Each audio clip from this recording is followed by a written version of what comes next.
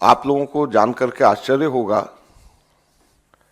और सही मायने में दुख भी होगा कि हिंदुस्तान के अंदर लोकतंत्र पूरी तरीके से खत्म हो गई है, तालाबंदी लोकतंत्र की हो गई है। हम लोगों को परसों ये जानकारी मिली कि जो चेक हम लोग इशू कर रहे हैं वो बैंक्स उस चेक को ऑनर नहीं कर रहे हैं। उसके ऊपर जब हम लोगों ने आगे छानबीन करी तो हमें बताया गया कि देश की मुख्य ऑपोजिशन पार्टी के सारे अकाउंट्स फ्रीज कर दिए गए हैं। कांग्रेस पार्टी के अकाउंट्स पर तालाबंदी हो गई है, कांग्रेस पार्टी के अकाउंट्स फ्रीज कर दिए गए हैं। हमारे देश में लोकतंत्र पर तालाबंदी हो गई है और ये कांग्रेस पार्टी के अकाउंट्स फ्रीज नहीं हुए हैं, हमारे देश में डेमोक्रेसी फ्रीज हुई है। हैरानी की बात यह है कि जब 2 हफ्ते केवल यह हफ्ता चुनाव घोषणा के लिए रह गए हों, ऐसे समय में प्रमुख ऑपोजिशन पार्टी के अकाउंट फ्रीज करके यह सरकार क्या दिखाना चाहती है और किस आधार पर फ्रीज करे गए हैं, मैं आपको बताना चाहूंगा तो हास्यास्पद है। और ना केवल कांग्रेस पार्टी के, कल शाम को यूथ कांग्रेस के भी अकाउंट्स फ्रीज कर दिए गए और यूथ कांग्रेस और कांग्रेस दोनों के अकाउंट्स जो फ्रीज करे गए हैं, 210 करोड़ की रिकवरी इनकम टैक्स डिपार्टमेंट ने यूथ कांग्रेस और कांग्रेस से मांगी। 210 करोड़ की कुल रिकवरी। और यह पैसा किसका है? यह कोई धनाढ्य पूंजीपतियों का पैसा, कॉर्पोरेट टैक्स का पैसा नहीं, कॉर्पोरेट बॉन्ड्स का पैसा नहीं है। ये पैसा जो कांग्रेस पार्टी के अकाउंट्स में है वो ऑनलाइन जो हम लोगों ने क्राउड फंडिंग जो करा है उसका पैसा पड़ा हुआ है। लगभग 25 करोड़ रुपया हमारा इकट्ठा हुआ है जो हमारे देश के अंदर, जिसमें 95% से भी ज्यादा पैसा 100 रुपए से भी कम यूपीआई से लोगों ने जमा कराया है। यूथ कांग्रेस का जो पैसा है, यूथ कांग्रेस की मेंबरशिप ड्राइव का पैसा है और वो पैसा इनकम टैक्स ने, भारत सरकार ने फ्रीज कर दिया है। हैरानी और दुख की बात है। और दूसरी तरफ जो कॉर्पोरेट बॉन्ड्स का पैसा जो सुप्रीम कोर्ट ने जिसको अनकॉन्स्टिट्यूशनल कर दिया है, वो भारतीय जनता पार्टी के पास में वो पूरा पैसा है और उसको वो खर्च कर रही है। तो लोकतंत्र कहां पे हमारे देश के अंदर जिंदा रहेगा? मैं इसलिए आज आपको बताना चाहता हूं और कहना चाहता हूं दुख से कि हमारे देश के अंदर लोकतंत्र खत्म हो गया है, लोकतंत्र पे बेड़ियां लग गई हैं, लोकतंत्र पे तालाबंदी हो गई है।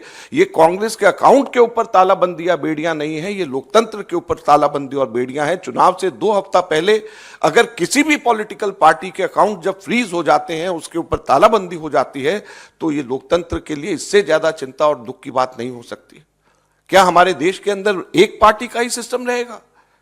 क्या हमारे लोकतंत्र के अंदर वन पार्टी पॉलिटिक्स हमारे देश के अंदर रहेगी? बाकी सभी के सभी पार्टियों के अकाउंट्स फ्रीज हो जाएंगे? बाकी पार्टीज को क्या रहने का अधिकार नहीं है? अब मैं आपको बताता हूं कि ये किस रीजन से ये सील किया गया और किस रीजन से सील किया गया है, और उसकी टाइमिंग आप समझ लेंगे तो इससे ज्यादा हास्यास्पद बात नहीं हो सकती। ये 2018-19 के इनकम टैक्स रिटर्न्स के बेसिस के ऊपर ये 210 करोड़ की रिकवरी मांगी गई है। 2018-19 के, अभी क्या है 2024 चल रहा है, चुनाव आने वाला है। 2018-19 के इनकम टैक्स रिटर्न्स के बेसिस के ऊपर। और क्या कारण है? 2 कारण। एक कारण कि हम लोगों को 31 दिसंबर 2019 तक अपने हम लोगों को अकाउंट सबमिट करने थे और शायद 40-45 दिन लेट अकाउंट सबमिट उस वक्त किया। इनकम टैक्स के ऊपर हम सबके सब लोग 10-15 दिन, अक्सर बहुत लोग लेट हो जाते हैं।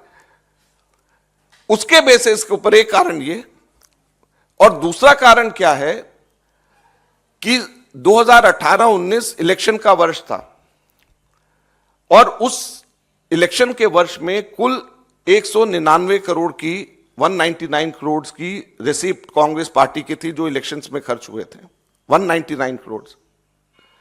उसमें से सिर्फ 14,40,000 रुपया, सिर्फ 14,40,000 रुपया हमारे कांग्रेस के एमपीज और एमएलएज ने एक महीने की अपनी तनख्वाह कैश में जमा कराई थी, सिर्फ 14,40,000 रुपया। और सिर्फ 14,40,000 रुपया कैश में जमा कराया, इसकी वजह से 210 करोड़ का रिकवरी का पेनल्टी कांग्रेस के ऊपर लगा दी गई है, यह कारण है। और 2018-19 का किया हुआ आज जाकर के 5 साल के बाद में चुनाव की घोषणा से 2 हफ्ते पहले हमारे अकाउंट्स इसको लेकर के फ्रीज कर दिए जाते हैं। यह बड़े शर्म की बात है।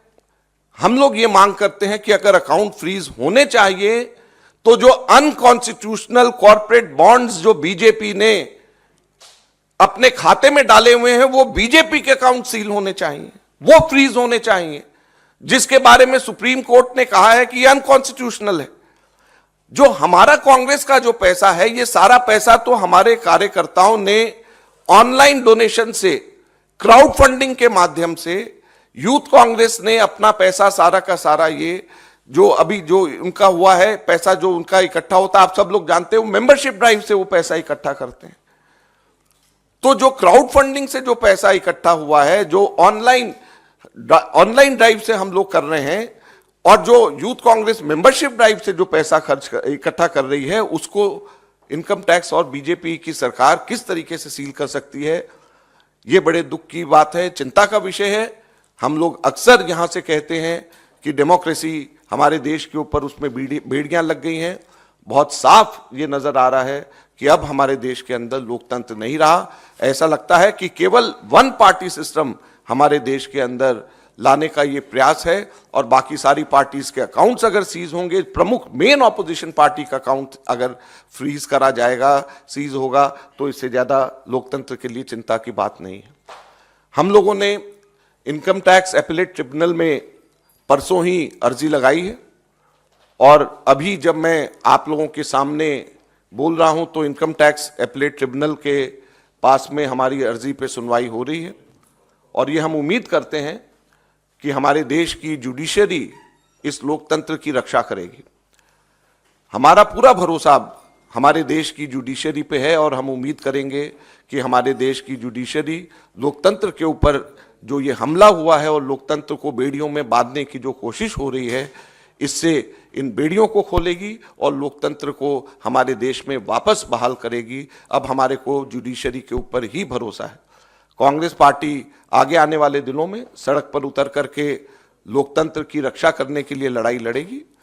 मैं आज ही अभी यहाँ से निकल करके राहुल गांधी जी से मिलने के लिए जा रहा हूँ, उनको मैं पूरा ब्रीफ करूँगा, और मैं उम्मीद करूँगा कि आप सब लोगों का, मीडिया का खास तौर के ऊपर इसमें सहयोग हमारे को मिले, और आप जनता तक के सही बात बताएं, जुडिशरी हमारी रक्षा करे और कांग्रेस पार्टी सड़क के ऊपर उतर करके इस लड़ाई को लड़ेगी। धन्यवाद।